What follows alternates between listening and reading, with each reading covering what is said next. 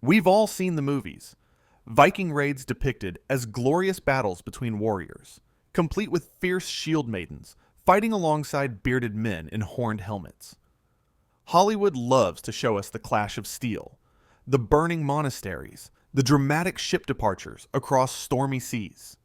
The camera follows the longships as they disappear into the mist, leaving behind burning settlements and the promise of adventure on the high seas. But what happened after the cameras stopped rolling? What was the fate of the women captured during these raids when the longships returned home and the cheering crowds dispersed? The answer lies buried in mass graves across northern Europe, encoded in legal documents that read like instruction manuals for human trafficking, and etched into the very architecture of Norse settlements. This isn't a story about warrior women or romantic Viking adventures. This is about what happened when the fires died down and the real business began. This is about the systematic machinery of human exploitation that turned the capture of women into the economic backbone of Norse civilization. What did the Norse actually do with the thousands of women they captured during 3 centuries of systematic raiding? The documented evidence reveals a truth so brutal and calculated that it makes Hollywood's version look like a children's fairy tale. We're not talking about occasional acts of violence or random cruelty. We're talking about an industrial system of human trafficking that was more sophisticated, more profitable, and more devastating than anything the medieval world had ever seen. The sources for this investigation aren't folklore or sagas written centuries later to glorify the past. We're drawing from contemporary legal codes like the Gragas, which provide detailed instructions for the ownership and exploitation of human beings. We're examining eyewitness accounts from chroniclers like Adam of Bremen and Ibn Fadlan, who recorded what they saw with their own eyes. We're analyzing archaeological evidence from excavations across Scandinavia and the British Isles that reveals the physical infrastructure of slavery. And we're using cutting-edge isotope analysis of skeletal remains that can pinpoint exactly where these women came from, how they lived, and how they died. The Anglo-Saxon Chronicle records that in 793 CE, Norse raiders struck the monastery at Lindisfarne. The entry is brief and matter-of-fact. The heathen men came to God's church at Lindisfarne, and there they miserably destroyed and dispersed everything. They dug down and trampled the altars. They robbed all the treasures of the holy place. They killed some of the brothers. They took some with them in chains. The majority they stripped naked, insulted shamefully, and cast out of doors, and many they drowned in the sea. But this wasn't just a raid for gold and silver. The Chronicle specifically mentions that the heathen men carried away both treasure and people. This wasn't random violence. This was the beginning of what would become the most sophisticated human trafficking network medieval Europe had ever seen. Archaeological evidence from sites like Hedeby and Birka reveals the infrastructure of this system. These weren't just trading posts for amber and furs. They were slave markets with holding pens, evaluation areas, and shipping facilities specifically designed for human cargo. The layout of these settlements tells a story that the sagas never mention, a story of systematic dehumanization and industrial-scale exploitation. The Gragas, Iceland's medieval legal code, doesn't just mention slavery in passing. It dedicates entire sections to the legal framework governing the capture, transport, evaluation, pricing, and ownership of human beings. These weren't laws created in a vacuum. They codified practices that had been refined over generations, turning the exploitation of human beings into a legal science. But here's what makes this evidence particularly damning. When we combine the archaeological record with the legal texts and contemporary accounts, we can reconstruct not just what happened, but how it was systematized, scaled, and turned into what can only be described as an industrial operation. The Norse didn't just raid for treasure, they raided for people. And women, particularly young women, were the most valuable commodity in their entire economic system. This investigation will take us through the evidence step by step, from the initial capture and evaluation of women to their transport across medieval Europe, from the legal frameworks that governed their exploitation to the economic systems that made their suffering profitable. We'll examine the archaeological evidence that reveals the physical conditions of their captivity, the legal documents that specify exactly how they were to be used, and the contemporary accounts that describe their treatment in horrifying detail. If you value this kind of deep dive documented history, hit that subscribe button. It's the single best way to keep this channel going.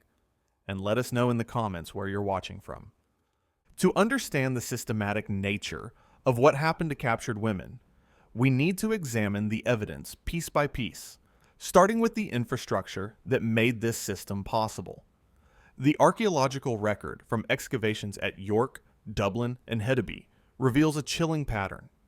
These sites contain specialized structures that served no purpose other than the containment and processing of human beings. At Hedeby, excavations conducted by the Archaeological Museum of Schleswig have uncovered rectangular wooden buildings with unusually thick walls and no windows. These structures are located in a specific district of the settlement, separate from both residential areas and normal market spaces. The buildings contain iron rings set into the walls at precise intervals, clearly designed for restraining human beings.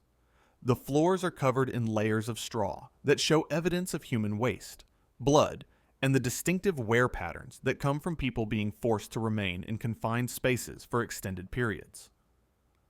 Archaeologists have found hundreds of iron shackles at these sites, many still containing traces of human bone and skin preserved in the metal's corrosion layers. The shackles are of different sizes, indicating they were made to fit different body types, but the vast majority are sized for women and children, rather than adult men. The metallurgical analysis reveals that these weren't crude restraints made in haste. They were carefully crafted items, produced in quantity by skilled blacksmiths who had clearly made many similar pieces before. The isotope analysis of teeth found at these sites tells us exactly where these women came from. Oxygen isotope signatures in tooth enamel form during childhood based on the local water supply and remain unchanged throughout life, creating a permanent record of where someone grew up. The results are devastating. Women buried in mass graves at Norse settlements show isotope signatures from Ireland, Scotland, the Frankish kingdoms, the Anglo-Saxon territories, and the Slavic lands far to the east. They were taken from across the known world, representing a systematic campaign of human acquisition that spanned continents. But the most damning evidence comes from the legal codes themselves. The Gragas doesn't just acknowledge slavery. It provides detailed instructions for the management of what it calls war captives, with specific sections dedicated to the handling of women. Section 192 specifies that women captured in raids are to be evaluated based on age, physical condition, and what the text refers to as breeding potential. The legal code assigns specific monetary values to different categories of women, with the highest prices reserved for those between the ages of 12 and 25, who show no signs of previous childbirth or physical damage. The evaluation process described in the Gragas is systematic and dehumanizing. Women are to be examined naked by potential buyers, who are legally entitled to inspect their teeth, test their physical strength, examine their hands for signs of previous labor, and assess what the code delicately refers to as their reproductive capabilities. The legal text specifies that women who resist this examination are to be restrained and examined by force, with resistance itself being grounds for a reduction in their market value.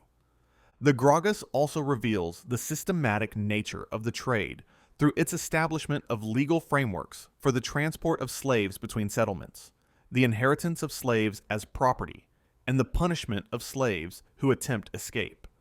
Attempted escape by a female slave carried a penalty of branding on the forehead with a hot iron, followed by what the code refers to as corrective breeding, a euphemism for systematic rape designed to break the victim's spirit and establish complete dominance. Contemporary accounts provide the human context for these cold legal texts.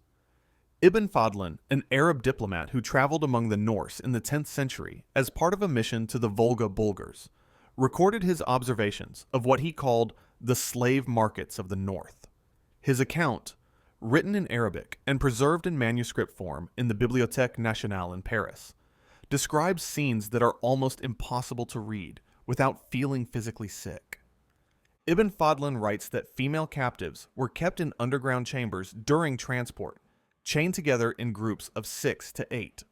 The chambers were deliberately kept dark to disorient the captives and prevent them from learning the layout of their surroundings.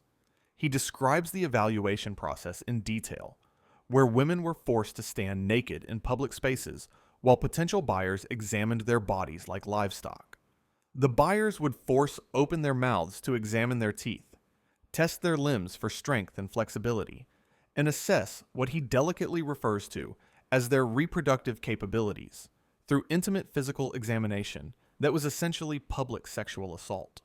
The most valuable women, according to Ibn Fadlan, were those who showed evidence of virginity and displayed no signs of previous childbirth. These women commanded the highest prices and were often reserved for wealthy buyers or kept by the traders themselves. But Ibn Fadlan also describes a secondary market for women who were pregnant or had already given birth, who were valued specifically for their proven fertility and ability to produce more slaves.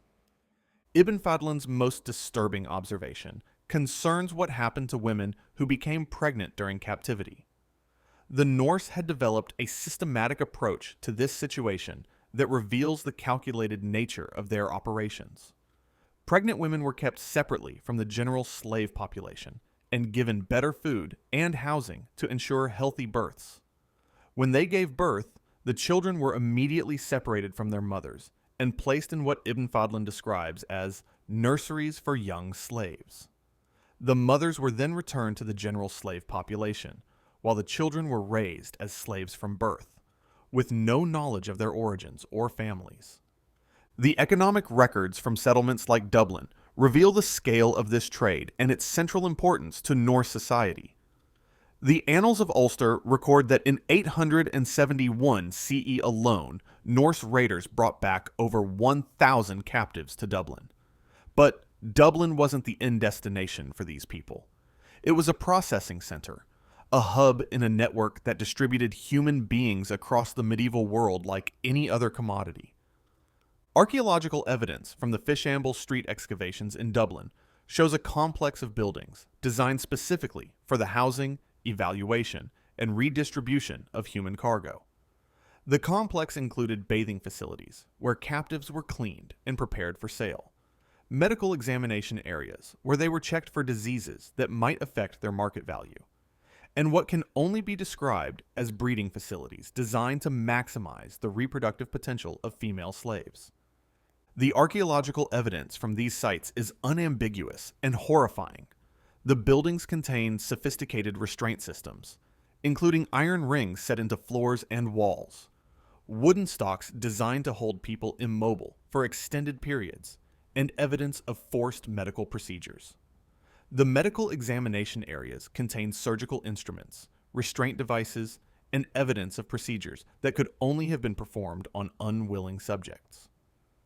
Mass graves associated with these facilities contain the remains of women who died during what the legal codes refer to as preparation for market. The skeletal analysis reveals evidence of systematic abuse, malnutrition, and death from what can only be described as torture. Many of the skeletons show signs of repeated fractures, particularly to the ribs and facial bones, indicating systematic beatings. Others show evidence of restraint injuries, where prolonged shackling has left permanent damage to wrists and ankles. The pricing structure revealed in the legal codes shows just how valuable these women were to the Norse economy, and how their commodification had been systematized down to the smallest detail. According to the Gragas, a healthy young woman could be worth up to 8 ounces of silver, more than a high-quality sword, more than a warhorse, more than most Norse families earned in an entire year. A woman with proven fertility, demonstrated by previous successful childbirth, could command up to 12 ounces of silver, making her one of the most valuable commodities in the medieval world. But this value meant more systematic exploitation, not better treatment. The legal codes reveal that slave women were not just bought for labor, they were purchased specifically for what the texts explicitly call breeding purposes. Norse law required that slave women be sexually available to their owners at any time, with no right of refusal. Resistance to sexual demands carried brutal penalties, including mutilation, branding, and what the codes refer to as public correction. Mass sexual assault carried out as community punishment and designed to break the spirit of any woman who dared to resist. The archaeological evidence supports these textual accounts with horrifying precision. Skeletal remains of women found in Norse settlements show evidence of repeated pregnancies, often spaced less than a year apart, indicating systematic forced breeding. The bones show signs of malnutrition despite their high economic value, suggesting that adequate nutrition was provided only when it served the economic interests of their owners. Dental analysis reveals patterns of wear consistent with inadequate food and poor living conditions. The bone analysis reveals fractures consistent with restraint and systematic physical abuse. The pattern of injuries is distinctive and consistent across multiple sites, indicating that the abuse wasn't random violence, but followed specific patterns that were likely taught or standardized. Pelvic damage suggests repeated forced childbirth under conditions that prioritize the survival of the child over the health of the mother.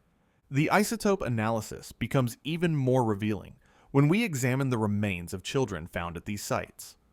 Many show isotope signatures that don't match their burial location, indicating they were born to foreign mothers. But here's the most disturbing finding. A significant percentage of these children show isotope signatures that change partway through their childhood, indicating they were moved between settlements multiple times during their lives. They were being traded like livestock, bought and sold based on their potential value as adult slaves. The legal codes reveal the systematic nature of this child trafficking. The Gragas establishes that children born to slave mothers automatically become slaves themselves, with no possibility of freedom regardless of their father's status. But it goes further, specifying that these children should be separated from their mothers by age 5 and distributed to different settlements to prevent the development of family bonds that might lead to rebellion or escape attempts. The separation process is described in detail in the legal codes, revealing its calculated cruelty.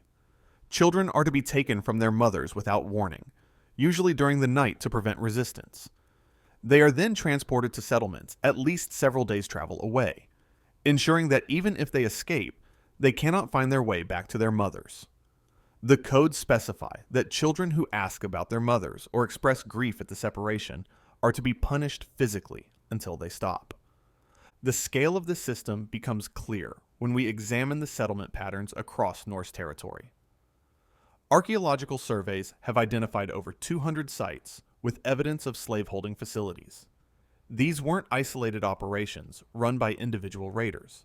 They were connected by a network of trade routes, legal agreements, and shared practices that stretched from Iceland in the west to the Black Sea in the east, creating what can only be described as an industrial infrastructure for human trafficking. The logistics alone reveal the industrial nature of the operation. Ships designed specifically for human transport have been discovered in Norwegian fjords and Danish harbors. These vessels contain modifications not found on regular trading ships. Reinforced cargo holds, divided into individual cells, barely large enough for a human being to lie down. Additional ventilation systems designed to keep human cargo alive during long voyages, and specialized restraint mechanisms built into the ship's structure. The ships were floating prisons designed to transport human beings across vast distances while keeping them alive, controllable, and ready for sail upon arrival. The cargo holds show evidence of systematic organization, with separate areas for different categories of captives. Women were kept in the deepest part of the ship, furthest from potential escape routes, and most vulnerable to drowning if the ship was damaged. Children were kept in slightly better conditions, reflecting their higher survival value. Men, when they were transported at all, were kept in the most restrictive conditions, reflecting their perceived danger as potential rebels. The evidence for systematic rape and sexual slavery is overwhelming and documented in multiple sources with consistent detail. The Gragas explicitly states that slave women have no legal right to refuse sexual access from their owners, and it goes further by establishing that slave women can be lent to guests as a form of hospitality. Legal documents from Iceland describe this practice as a normal part of social interaction among the Norse elite, with detailed protocols for the lending and return of female slaves. Archaeological evidence from residential sites confirms this textual evidence with depressing consistency. Excavations of Norse farmsteads across Iceland, Norway, and in the Scottish Islands consistently reveal separate quarters for slaves, with evidence of restraint systems and living conditions that can only be described as prison-like. These quarters are always located away from the main residence, but close enough for easy access by the owners. The architectural evidence leaves no doubt about their purpose. The most damning evidence comes from the medical analysis of skeletal remains found in these slave quarters. Women's skeletons show evidence of repeated sexual trauma, including pelvic fractures and other injuries consistent with violent assault. The pattern of injuries is so consistent across different sites that it clearly represents systematic abuse rather than isolated incidents. Multiple pregnancies, often spaced less than a year apart, indicate systematic forced breeding designed to maximize the production of new slaves. The average age of death for slave women in Norse settlements was 28, compared to 45 for free Norse women, a difference that reflects not just hard labor, but systematic abuse and deliberate neglect. The cause of death patterns show a high frequency of complications from childbirth, infections, and what can only be described as trauma-related mortality. But the systematic nature of the sexual exploitation goes beyond individual abuse. The legal codes reveal that the Norse had developed what can only be described as scientific breeding programs. The Gragas specifies that slave women with certain physical characteristics should be paired with specific male slaves to produce children with desired traits. These programs were designed to create slaves who were stronger, more attractive, or more compliant than their parents. The breeding programs are described in detail in the legal codes, revealing their systematic and calculated nature.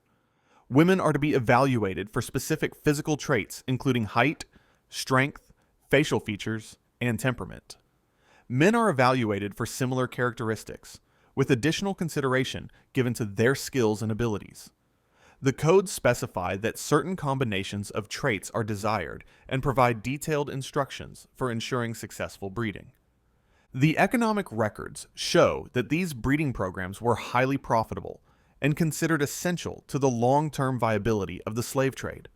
A child born to slave parents and raised from birth in captivity commanded higher prices than adult captives because they had no memory of freedom and were considered less likely to rebel or attempt escape. The Norse had turned human reproduction into a calculated business strategy that treated people like livestock. The children produced by these programs were subject to their own systematic exploitation. From birth, they were conditioned to accept their status as property. They were given non-Norse names, forbidden from learning about their parents' origins, and trained from childhood to serve their owners without question. The legal codes specify that these children should be taught specific skills based on their intended use as adults, with girls trained for domestic service and sexual availability, and boys trained for manual labor. The transportation network for this human trafficking operation was sophisticated and far-reaching, connecting major population centers across medieval Europe through routes specifically designed for moving human cargo. Archaeological evidence from ship burials and harbor excavations reveals that Norse traders had established regular routes that connected major slave markets in Dublin, York, Hedeby, Novgorod, and Constantinople, creating a network that moved thousands of human beings across medieval Europe every year. The ships used for this trade were modified for maximum cargo capacity and minimum concern for human welfare. Excavations at Skoldelev in Denmark have revealed vessels with cargo holds divided into individual cells, barely large enough for a human being to lie down. The holds contained no sanitation facilities beyond basic drainage, minimal ventilation designed to keep cargo alive but not comfortable, and evidence of restraint systems designed to prevent movement during transport. Contemporary accounts describe the conditions aboard these ships in horrifying detail. The monk Simeon of Durham, writing in the 12th century, recorded the testimony of women who had survived transport on Norse slave ships. His account, preserved in the library of Durham Cathedral, describes women chained together in the ship's hold, lying in their own waste for weeks at a time, given minimal food and water designed to keep them alive, but weakened, and subject to regular sexual assault by the crew during transport. The mortality rates during transport were staggering, but factored into the business model. Archaeological evidence from ship excavations and documentary evidence from legal codes suggests that 30 to 40% of human cargo died during transport from disease, violence, or the simple brutality of the conditions. But this wasn't seen as a business failure. The legal codes explicitly factor these losses into pricing structures, treating human death as an acceptable cost of doing business. The high mortality rates led to the development of specific practices designed to maximize the survival of the most valuable cargo.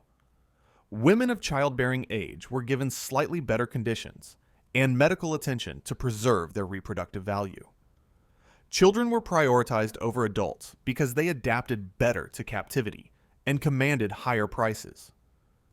Men were given the worst conditions because they were considered the most dangerous and least valuable. The destinations for these slave ships reveal the scope of the trade network and its integration into the broader medieval economy. Norse traders sold captured women not just within Scandinavia, but throughout the medieval world, creating an international network that connected Northern Europe to the Byzantine Empire, the Islamic world, and even the markets of North Africa. Archaeological evidence shows that Norse slave traders operated in Constantinople, where they sold women to Byzantine merchants and officials. They operated in Seville and Cordoba, where they traded with Islamic merchants. They operated in Alexandria and Cairo, where Scandinavian women were prized for their perceived exotic beauty. They had turned human trafficking into an international business that connected the farthest reaches of the medieval world. The evidence for the treatment of women in these destination markets is consistently horrifying and reveals the global nature of the demand for enslaved women. Legal documents from Constantinople describe Norse slave traders arriving with ships full of northern women, who were evaluated and sold in markets alongside livestock and other commodities. The evaluation process, as described in Byzantine legal texts, focused entirely on reproductive capacity and physical attractiveness, with no consideration for the women as human beings.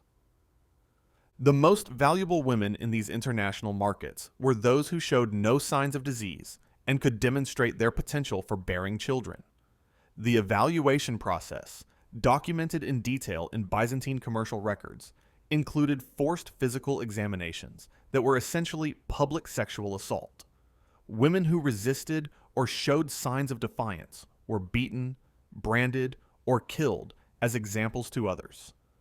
The legal codes also reveal the systematic dehumanization that made this trade possible and profitable. Norse law explicitly states that slaves are property, not people.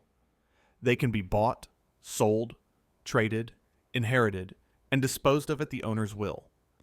The codes specify that killing a slave is a property crime, not murder, and carries a penalty equivalent to destroying someone's livestock, a fine paid to the owner, not a punishment for taking a human life. This legal framework extended to the treatment of slave children in ways that reveal the complete moral bankruptcy of the system. The Gragas specifies that children born to slave mothers belong to the mother's owner, not to the mother herself. The children can be separated from their mothers at any time, sold separately to different owners, or killed if they're deemed economically unviable. The legal codes treat human children exactly like livestock offspring. The psychological impact of this systematic dehumanization was clearly intentional and designed to maximize compliance. The legal codes specify that slaves should be given non-Norse names to erase their original identity, forbidden from speaking their native languages or practicing their original religions, and punished for any behavior that suggests they remember their previous lives. The goal was to destroy their sense of self and cultural identity, making them more compliant and less likely to rebel. Archaeological evidence supports these legal requirements through the consistent pattern of burials found at Norse sites. Burials of slave women show evidence of deliberate cultural erasure. They're buried without grave goods that might connect them to their original cultures, without religious symbols from their homelands, and often in mass graves that deny them individual identity, even in death. The Norse were systematically destroying not just lives, but entire cultural identities. The resistance to this system, when it occurred, was met with brutal retaliation designed to terrorize other slaves into compliance. The legal codes specify increasingly severe punishments for slave rebellion, ranging from branding and mutilation for minor infractions, to public torture and execution for serious attempts at escape or revolt. But the codes also reveal that resistance was common enough to require detailed legal frameworks for dealing with it. Archaeological evidence from several sites shows evidence of slave rebellions that resulted in the destruction of entire settlements. At sites in Ireland and Scotland, excavations have revealed Norse settlements that were burned and abandoned suddenly, with evidence suggesting the fires were set from within the slave quarters.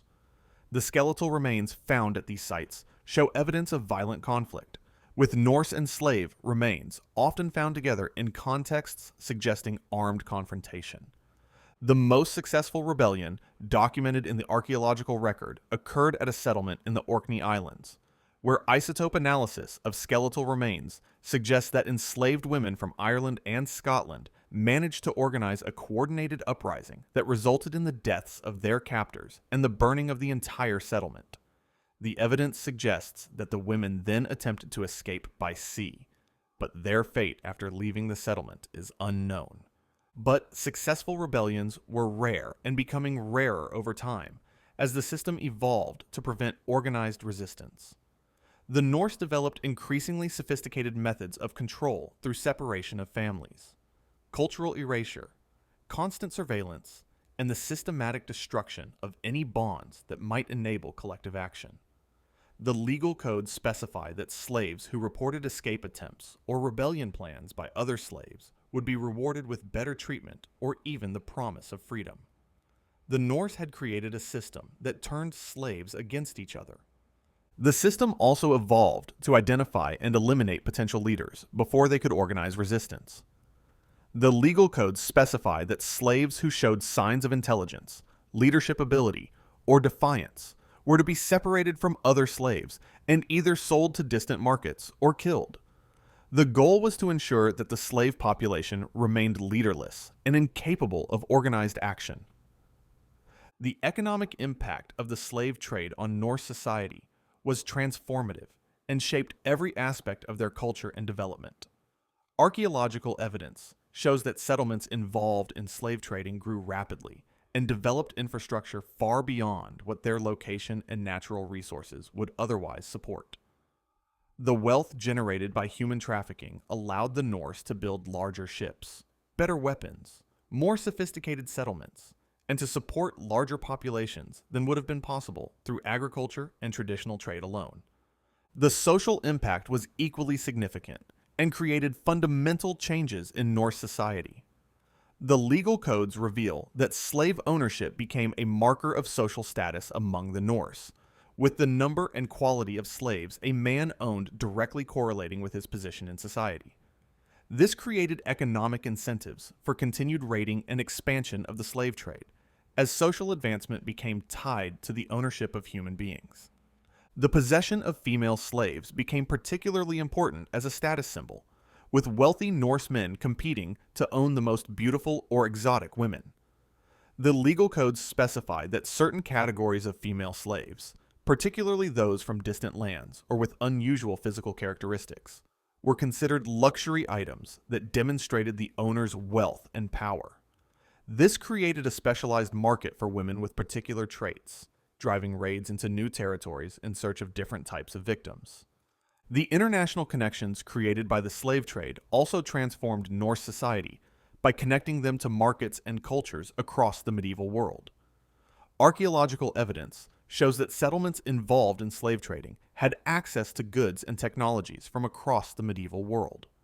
Silver coins from the Islamic world, silk from Constantinople, spices from the Far East, and luxury goods from across Europe have all been found in Norse settlements that participated in the slave trade. This wealth and international connection allowed Norse society to develop beyond what would have been possible through local resources alone. The profits from slave trading funded the construction of larger ships, enabling longer voyages and more ambitious raids. The wealth funded the development of better weapons and armor, making Norse warriors more effective in combat. The international connections provided access to new technologies and techniques that were incorporated into Norse society. But this wealth came at a cost that extended beyond the obvious human suffering it was built upon. The focus on slave trading led to the development of a society based fundamentally on violence and exploitation. The legal codes from this period show an increasing acceptance of brutality as a normal part of daily life. The systematic dehumanization of slaves had begun to affect how the Norse treated each other, creating a culture of violence that permeated all levels of society. The legal codes reveal an increasing frequency of laws governing violence between free Norse citizens, suggesting that the brutality required to maintain the slave system was affecting relationships within Norse society itself. Archaeological evidence from Norse settlements shows increasing evidence of interpersonal violence, with skeletal remains showing higher frequencies of trauma injuries even among free Norse citizens. The slave trade also created economic dependencies that made Norse society increasingly unstable.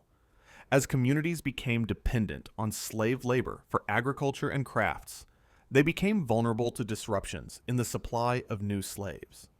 This created pressure for continued raiding and expansion, driving Norse society into increasingly dangerous conflicts with better organized enemies.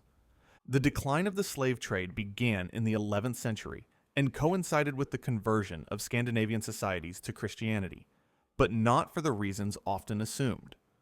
Christian law didn't prohibit slavery outright, but it did establish different legal frameworks for the treatment of slaves that were less profitable than the existing Norse system. More importantly, the rise of centralized Christian kingdoms in England, Ireland, and Scotland made large-scale raiding more difficult and less profitable. The development of better defenses and more organized military responses meant that Norse raids were increasingly likely to fail or result in heavy losses. The legal codes from this period show increasing restrictions on raiding activities and the development of alternative sources of wealth. Archaeological evidence shows that by the 12th century, many Norse communities had begun to focus on agriculture and legitimate trade rather than raiding and slavery. Archaeological evidence shows that by the 12th century, the infrastructure for slave trading had been largely abandoned or converted to other uses. The holding facilities at major trading centers like Hedeby and Dublin were either demolished or repurposed for legitimate commerce. The specialized slave ships were converted to standard trading vessels or allowed to decay. The legal frameworks governing slavery remained in place, but were used less frequently. But the impact of 3 centuries of systematic human trafficking continued to affect European societies for generations. Genetic studies of modern populations show clear evidence of the forced population movements created by the Norse slave trade. DNA analysis reveals Norse genetic markers in populations across Ireland, Scotland, and England, particularly in areas that historical records show were targeted for slave raids. The cultural impact was equally lasting and devastating. The systematic destruction of local cultures in targeted areas created gaps that took centuries to recover. Languages disappeared entirely as their speakers were killed or enslaved. Traditional practices were lost when the people who maintained them were taken away. Entire communities were scattered or destroyed, breaking cultural continuity that had existed for centuries. The Norse slave trade was a form of cultural genocide that affected millions of people across medieval Europe. The impact can still be seen today in the genetic composition of populations, the distribution of languages, and the cultural practices of communities that were targeted by Norse raiders. The systematic nature of the cultural destruction was as deliberate and calculated as the economic exploitation. Perhaps most disturbing is the evidence that the Norse slave trade served as a model for later systems of human trafficking. The legal frameworks developed by the Norse, including detailed regulations for the ownership and treatment of human beings, appear in later legal codes across Europe. The transportation methods and systematic approaches to dehumanization developed by the Norse appear in later slave trading systems, including the Atlantic slave trade. The influence of Norse slave trading practices can be traced through medieval European law and into the early modern period. Legal concepts developed to govern the ownership of human beings, the transportation of slaves, and the systematic exploitation of captive populations appear repeatedly in later legal systems. The Norse had created not just a system of slavery, but a legal and cultural framework that would influence human trafficking for centuries to come. The documentation is extensive, consistent, and unambiguous. The Norse developed the most sophisticated and brutal system of human trafficking medieval Europe had ever seen. They turned the capture, transport, and exploitation of human beings into an industrial operation that generated enormous wealth and shaped the development of their entire society. The system was not a byproduct of their raiding culture, but the primary driver of their expansion and the foundation of their economic development. The women captured in Norse raids weren't warriors or adventurers living out some romantic fantasy. They were victims of a calculated system of sexual slavery, forced labor, and reproductive exploitation that was designed to extract maximum value from human suffering. They were bought and sold like livestock, bred like animals, and discarded when they were no longer profitable. The lucky ones died quickly. The unlucky ones lived for years or decades in conditions that can only be described as a systematic hell designed and operated by human beings who had turned the infliction of suffering into a science. The archaeological evidence, legal codes, and contemporary accounts all point to the same conclusion. The Norse slave trade wasn't a byproduct of their raiding culture. It was the primary driver of their expansion and the foundation of their economic system. For 3 centuries, the Norse built their society on the systematic exploitation of human beings, particularly women, captured from across the known world. But here's the twist that makes this history even more horrifying and reveals the ultimate moral bankruptcy of the system they had created. As the traditional targets for Norse raids became better defended and more dangerous to attack, as Christian kingdoms developed better military organization and more effective resistance, the system that had been perfected for exploiting foreign women began to turn inward. The Norse had become so dependent on slave labor and the wealth generated by human trafficking that when external sources became scarce, they began enslaving their own people. The Gragas and other legal codes from the 11th and 12th centuries show a dramatic increase in laws governing the enslavement of Norse citizens for debts, crimes, and even minor social infractions. The system that had been designed to exploit foreign women was now being applied to Norse women themselves. Archaeological evidence from this period shows that the slave quarters in Norse settlements began to contain the remains of women with local isotope signatures, women who had been born and raised in the same communities that now held them as slaves. The evidence for this internal turn is found in legal documents from Iceland and Norway that describe the sale of Norse women into slavery for offenses as minor as adultery, failure to pay debts, or simply being unmarried and without male protection. The same evaluation criteria, pricing structures, and systematic exploitation that had been applied to foreign captives were now being used against Norse society itself. The monster they had created had begun to devour its own children. Legal documents from the 12th century describe Norse families selling their own daughters into slavery to pay debts, or as punishment for perceived moral failings. The evaluation process was identical to that used for foreign captives: naked examination, assessment of reproductive potential, and pricing based on physical characteristics and perceived value as sexual property. By the end of the 12th century, contemporary chronicles record that Norse settlements were experiencing internal conflicts as families fought to prevent their daughters, wives, and sisters from being taken into slavery by their own communities.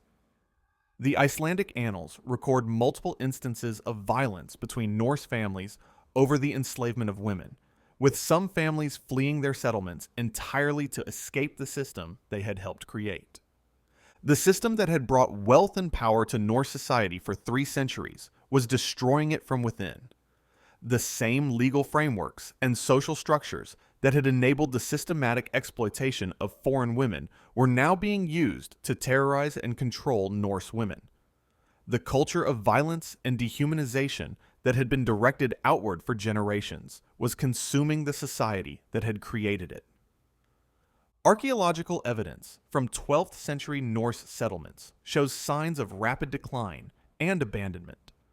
Sites that had prospered for centuries through slave trading were suddenly abandoned, with evidence suggesting hasty departures and internal violence. The skeletal remains from this period show increased evidence of malnutrition, disease, and violent death, even among free Norse citizens. The ultimate irony is preserved in the final entries of the Icelandic annals, which record that by 1200 CE, Norse communities were paying tribute to foreign powers, specifically to prevent their own women from being taken as slaves. The descendants of the raiders who had terrorized medieval Europe for 3 centuries, who had built their civilization on the systematic exploitation of captured women, now lived in fear that their daughters would suffer the same fate they had inflicted on thousands of others. The legal codes from this final period show the complete moral collapse of Norse society. Laws that had once specified the capture and exploitation of foreign women now govern the enslavement of Norse women by their own people.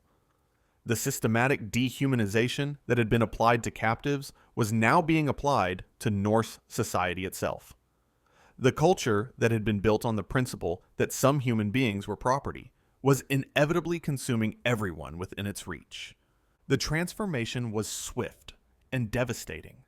Contemporary accounts describe Norse communities where no woman was safe from enslavement, where debts real or fabricated could result in the loss of freedom, where political disagreements could lead to entire families being sold into slavery.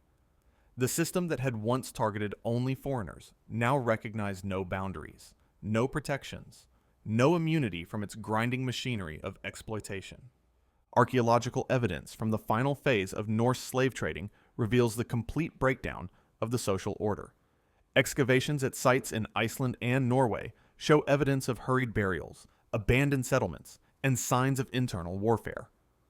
The isotope analysis of skeletal remains shows that by the end of the 12th century, Norse settlements contained the bodies of local women who had died in the same conditions as foreign slaves: shackled, malnourished, and bearing the marks of systematic abuse. The legal documents from this period read like the death throes of a civilization. They describe a society where traditional protections for Norse women had been systematically dismantled, where the legal frameworks designed for exploiting foreigners were being applied to anyone who lacked sufficient power or protection. Wealthy Norse men were using the slave laws to acquire Norse women through legal manipulation, debt entrapment, and fabricated charges. The most horrifying aspect of this internal turn was its legality. The same courts that had legitimized the enslavement of foreign women now legitimized the enslavement of Norse women. The same judges who had evaluated captured slaves now evaluated Norse citizens. The same legal principles that had governed the ownership of human property were applied without distinction to anyone who fell within their scope. The economic incentives that had driven centuries of external raiding now drove internal predation. The most profitable slaves had always been young women, and when foreign sources became unavailable, Norse society simply redirected its appetite toward its own daughters. The market mechanisms that had once processed captives from Ireland and Scotland now processed women from Norse communities. The social consequences were catastrophic. Traditional Norse concepts of honor, family loyalty, and community protection collapsed under the economic pressure of the slave system. Fathers sold daughters, husbands sold wives, and communities sold their most vulnerable members. The bonds that had held Norse society together for centuries were dissolved by the corrosive effects of systematic human commodification. The international slave trade that had once enriched Norse communities now exported Norse women to distant markets. Archaeological evidence from Constantinople and Cordoba shows that by the 13th century, Scandinavian slave traders were selling Norse women alongside captives from other regions. The genetic analysis of skeletal remains from slave quarters in the Byzantine Empire includes signatures from Scandinavia, indicating that Norse women were being trafficked to the same markets where their ancestors had sold foreign captives. The irony was complete and devastating. Norse communities that had grown wealthy by selling Irish and Scottish women to Byzantine merchants were now selling their own daughters to the same buyers. The trade routes that had once carried foreign slaves now carried Norse slaves. The evaluation criteria that had once been applied to foreign captives were now being applied to Norse women. The psychological impact on Norse society was profound and ultimately destructive. The legal and cultural frameworks that had enabled the dehumanization of foreigners inevitably affected how Norse people viewed each other. The systematic violence required to maintain the slave system had created a culture where brutality was normalized and human value was measured in economic terms. Archaeological evidence from this period shows increasing signs of social breakdown. The carefully organized settlements that had characterized Norse communities for centuries show signs of rapid deterioration. The planned layouts give way to haphazard construction. The communal spaces are abandoned, and the archaeological record shows evidence of increasing violence between community members.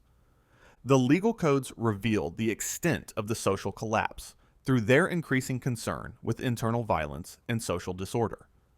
Laws governing disputes between Norse citizens become more frequent and more severe, suggesting that the violence that had once been directed outward was now consuming Norse society from within. The systematic brutality that had been applied to slaves was becoming a general characteristic of Norse social interaction. The final phase of the Norse slave trade represents one of history's most complete examples of a society destroyed by its own moral corruption. The systems of exploitation that had brought wealth and power for 3 centuries ultimately consumed the civilization that had created them. The legal frameworks, social structures, and cultural values that had enabled the systematic dehumanization of others inevitably turned inward, destroying the society that had benefited from them. The end came not through external conquest or natural disaster, but through internal collapse. The societies that had grown wealthy through human trafficking were ultimately destroyed by the systems they had created. The violence they had inflicted on others became the violence that destroyed them. The dehumanization they had practiced on captives became the dehumanization that consumed their own communities. Contemporary chronicles from the 13th century described Norse settlements that had simply ceased to function as organized communities. The Icelandic annals record the abandonment of entire regions as populations fled the internal predation that had replaced traditional social order. Archaeological evidence confirms these accounts, showing widespread abandonment of settlements and the collapse of the infrastructure that had supported Norse civilization. The genetic legacy of the Norse slave trade extends far beyond the obvious mixing of populations. DNA studies reveal that the systematic trafficking of women created genetic patterns that persist to this day across Northern Europe. But perhaps more importantly, the cultural legacy of the system can be traced through European legal traditions and social structures that normalize the commodification of human beings. The legal principles developed by the Norse for the ownership and exploitation of human beings appear in later European legal codes, influencing the development of serfdom, indentured servitude, and eventually the Atlantic slave trade. The systematic approaches to dehumanization, the evaluation criteria for human property, and the transportation methods for human cargo all show clear continuities with later systems of exploitation. The Norse slave trade wasn't just a historical atrocity. It was a foundational system that influenced the development of human trafficking. For centuries to come, the legal frameworks they created, the transportation networks they established, and the cultural attitudes they normalized became part of the foundation for later systems of exploitation that continued well into the modern era. The documentation reveals a truth that is both historically significant and morally devastating. The Norse didn't just practice slavery as a byproduct of their raiding culture. They created the most sophisticated system of human trafficking the medieval world had ever seen, a system so effective and profitable that it became the foundation of their entire civilization. For 3 centuries, they built their society on the systematic exploitation of human beings, particularly women, turning suffering into wealth and dehumanization into social policy. The women captured after Viking raids weren't participants in some romantic adventure or heroic saga. They were victims of an industrial system of sexual slavery, forced labor, and reproductive exploitation that was designed to extract maximum value from human suffering. They were evaluated like livestock, transported like cargo, and exploited like machinery. Their suffering was systematic, calculated, and profitable. The archaeological evidence leaves no room for romantic interpretation. The mass graves, the restraint systems, the specialized buildings, and the genetic analysis all tell the same story. The legal codes remove any possibility of claiming ignorance or accident. The systematic nature of the exploitation, the detailed regulations governing human property, and the economic frameworks treating people as commodities were all deliberate and carefully planned. The contemporary accounts eliminate any possibility of dismissing this as exaggeration or propaganda. Multiple independent sources, written by people from different cultures and backgrounds, all describe the same systematic brutality. The consistency of their accounts across different time periods and locations makes their reliability undeniable. The ultimate irony of Norse civilization is that their greatest achievement, the creation of a highly effective system for extracting wealth from human suffering, became the instrument of their own destruction. The same legal frameworks, social structures, and cultural values that had enabled them to exploit others eventually consumed them.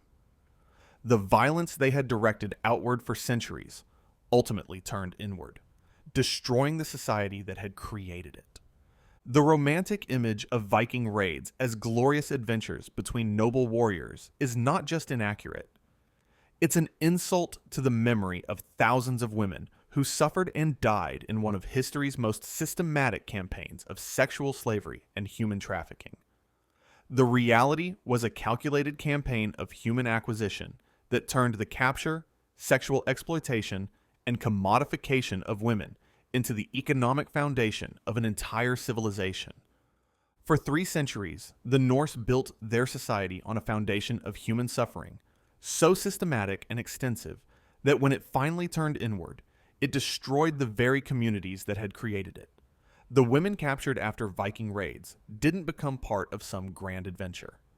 They became the fuel for a machine of exploitation that ultimately consumed everything it touched, including its creators. The truth about captured women after Viking raids is darker than we imagine, because it reveals not just individual cruelty, but systematic evil.